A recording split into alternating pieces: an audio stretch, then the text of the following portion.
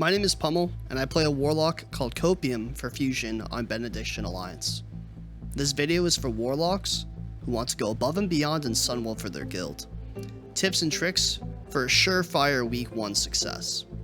Kalcegos is a straightforward boss. Warlocks mainly need to watch their threat depending on what debuff they receive, and make sure to have their assigned curse on both bosses. If you are about to transition either way, make sure to refresh your assigned curse, shown here. Brutalis is a fight where you are almost entirely stationary. Eating Meteor slashes might produce some knockback, but you must soak those charges. Nether protection might proc as well, but it does not prevent any damage, it only prevents a stack, since the attack procs the ability. Assure your raid leader it's fine. If you get burned, make sure to not get within 4 yards of another player. Reminder that burn does more damage the lower the timer gets. Check your raid frames to see if you are in range of your healers if you do get burned. I had to adjust in this clip. During adjustment, you can use Death Coil or Health Stone to generate health. Make sure you are cognizant of when you can life tap. Use a mana pot if your timer is around sub 20 seconds or so. Otherwise, hit Shadow Bolt and enjoy the ride. Thelma's phase 1 is stand in place and apply curses in Shadow Bolt. There's nothing extra we can do here. Air phase, there's a lot going on. Number 1 priority here is to live. If you get the green beam, make sure you are running north to south. Don't spread this too far, don't run in a circle. The skeleton ads will spawn and it will be very tempting to spam seed off the rip. Definitely don't do it. Wait until they are comfortably brought together to start spamming seed. During the fog ability, make sure to not be greedy and try to dot Thelma. You need at least a 40-yard range ability. Most of our abilities are 36, 34, 30. You will get mind controlled and look dumb doing it. Look at my full boss kills video to see a prime example of that. There are only 2 parts where I want to highlight the trash in Sunwell, where warlocks need to be aware of some mechanics. This Gauntlet is one of them. Some of the mobs in the Gauntlet, mind control. You have to make sure you are not killing your fellow raid members, especially if your tank gets mind controlled.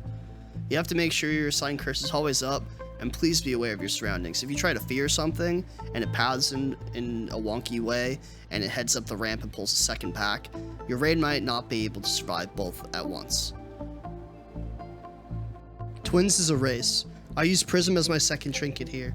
During the multiple attempts, I ran into various threat problems, and this was the best solution I could think of.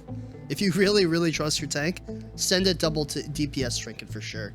Or, if you want an even better threat trinket, use Gnomish Cloaking Device. It wipes your threat completely. If you are the Twins tank, make sure you do not have the Nether Protection talent.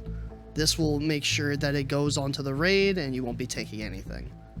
When the first Twin is dead, all that's left is to stand together under the boss to soak Shadow Novas. On screen are the recommended stats for a Warlock tank for Twins. This is the second trash pack I was talking about from earlier.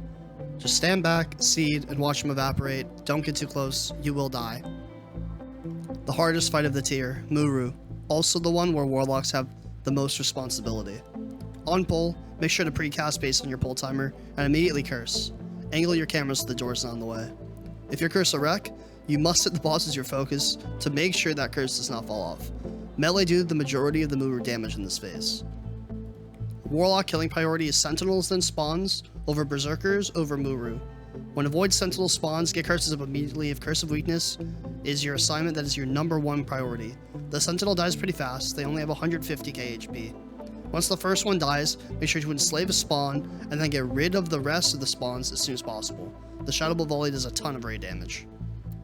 Here's an example of how much damage the enslaved spawns can do with proper control. On our kill, the spawns did almost 800,000 damage. That was more than any individual player. Once a Sentinel dies, or right when it is about to die, you send in your spawn with your macroed pet attack ability, shown in the top left. The macros are also in the description. Once the Sentinel reaches there, you just spam seed, and they go down pretty fast. Here's a mistake I made with my Void spawn. I sent it in too early, while the Sentinel had over 60% HP, and it ended up dying. Microing your pet's damage and life is essential for the success of this fight. Once phase 2 starts, watch your threat. There will pop all cooldowns available to burn the boss. There will be this black hole flying around. Don't get caught up in it. You won't be able to cast anything that's not instant. You can see some players get caught in the top right here. If your raid is held together by this point, Congratulations, you've beaten the hardest boss in TPC.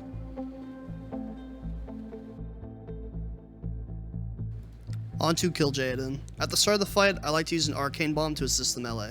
These adds can also be stunned. Curses and explosive assistance are all you have to worry about here. Positioning is essential. The locks need to be on the right side of the room where I am heading on screen for a mechanic where KJ spots shadow orbs. If you are not around this area, you will be out of range to cast on them. You can see my camera is pointed up and a shadow orb spawns on screen. Drop any casts on KJ and start shadow bolting these orbs. If too many spawn, the raid can be overwhelmed very easily.